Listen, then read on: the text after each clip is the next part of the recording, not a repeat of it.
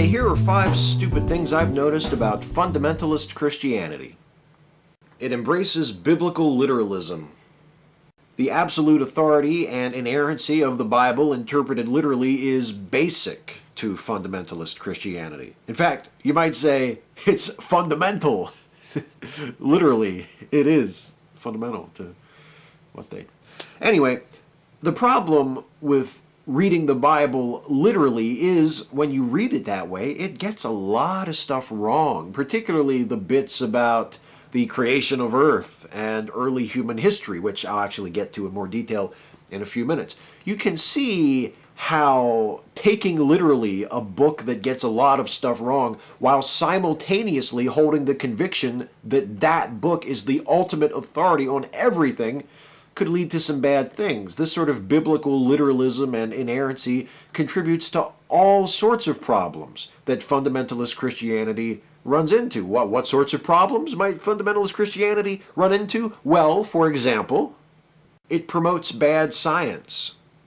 Fundamentalist Christians are encouraged to accept all sorts of propositions, special creations for Earth and humanity, a universe that is less than 10,000 years old, sin as the ultimate cause of disease and death, which are simply false. These aren't philosophical or religious questions that we'll just have to agree to disagree about. These are things that simply did not happen. Modern science has ruled them out in favor of better explanations backed up by solid, compelling evidence. But of course, it's not just science that fundamentalist Christianity thumbs its nose at. It distorts history. Obviously, by embracing young Earth creationism, it distorts cosmological and geological history, but fundamentalism also warps human history. Major events in the history of humanity, as told by Christianity, events like the fall of man, the Great Flood, the Tower of Babel, the destruction of Sodom and Gomorrah, the binding of Isaac, the life of Moses, and the 40 years Israel spent wandering in the wilderness, almost certainly never happened at all.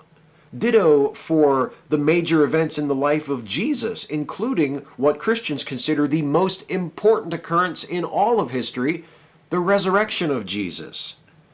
But it doesn't just offer people an invalid view of history as a chain of events. It also flatters people by framing all of human history as some kind of a cosmic drama being played out, created by God himself to determine the ultimate fate of the souls of humanity. This view that we are the most important thing to the God who created the universe can lead to some negative consequences as well. It encourages elitism and entitlement.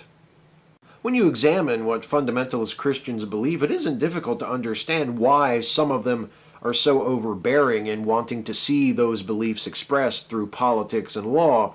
If you believe that your scripture is perfect and the ultimate authority, and that you and your church have no less than the creator of the universe behind you, it's inevitable that some of you are eventually going to start thinking that you and people who think like you ought to be running the show.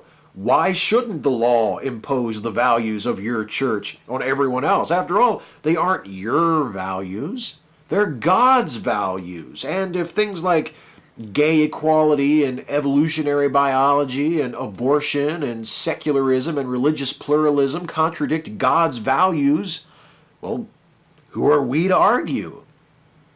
Which brings us round quite nicely to number 5. It holds us all back. Religious fundamentalism, and here in the U.S., fundamentalist Christianity in particular, is a chain around the neck of our species.